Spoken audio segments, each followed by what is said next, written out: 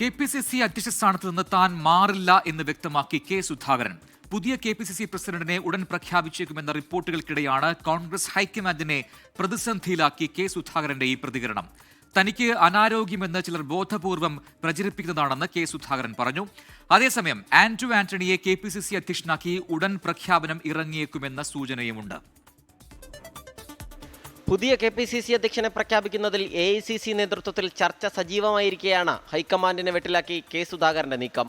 പ്രചാരണങ്ങൾ ശരിയല്ലെന്നും തന്നോട് മാറാൻ ആരും പറഞ്ഞിട്ടില്ലെന്നുമുള്ള കെ സുധാകരന്റെ പ്രതികരണത്തിൽ നേതൃത്വം പ്രതിരോധത്തിലായി. തനിക്ക് അനാരോഗ്യമെന്നത് തെറ്റായ പ്രചരണമാണെന്നും ഇടതു സർക്കാരിനെ ഇറക്കിയേ താൻ പോകൂവെന്നും സുധാകരൻ പറയുന്നു. UDF അധികാരത്തിലെത്തുന്നതുവരെ അധ്യക്ഷ സ്ഥാനത്ത് തുടരേണ്ടത് ആവശ്യമെന്ന് കെ സുധാകരൻ 24-നോട് പറഞ്ഞു. ആരും എന്നോട് മാറാൻ വേണ്ടി ആവശ്യപ്പെടുന്നവരില്ല.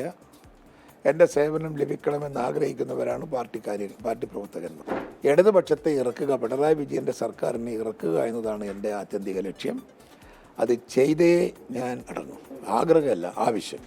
എന്നാൽ KPCC അധ്യക്ഷനെ മാറ്റാനുള്ള ചർച്ചകൾ നേതൃത്വത്തിൽ സജീവമാണ്. ആന്റണിയുടെയും സണ്ണി ജോസഫിൻ്റെയും പേരുകളാണ് പരിഗണനയിൽ. അധ്യക്ഷ സ്ഥാനവുമായി ബന്ധപ്പെട്ട അറിയിപ്പുകളൊന്നും ലഭിച്ചിട്ടില്ലെന്ന് ആന്റണി. കോൺഗ്രസ് ഹൈക്കമാൻഡിൽ നിന്നുള്ള ഓരോ അറിയിപ്പും എനിക്കിത് സംബന്ധമായി കിട്ടിയിട്ടില്ല. അതുകൊണ്ട് ബാക്കിയെല്ലാം പ്രചരിക്കുന്നതെല്ലാം ഊഹാപോഹങ്ങൾ മാത്രമാണ്. എന്നാൽ കെ സുധാകരനുള്ള പിന്തുണ ആവർത്തിച്ച കെ മുരളീധരൻ ഉൾപ്പെടെയുള്ള നേതാക്കൾ രംഗത്തെത്തി. ഇപ്പോഴൊരു മാറ്റം നല്ലതല്ല എന്നുള്ള അഭിപ്രായമാണ് എന്നെപ്പോലുള്ളവർക്കുണ്ട്. ഫൈനൽ അതോറിറ്റി എന്ന് പറയുന്ന ഹൈക്കമാൻഡാണ്. പദവി ഒഴിയാൻ കെ സുധാകരൻ തയ്യാറാകുന്നില്ലെങ്കിൽ പ്രശ്നപരിഹാരത്തിന് ഹൈപ്പവർ കമ്മിറ്റിയെ രൂപീകരിക്കാനാണ് ആലോചന.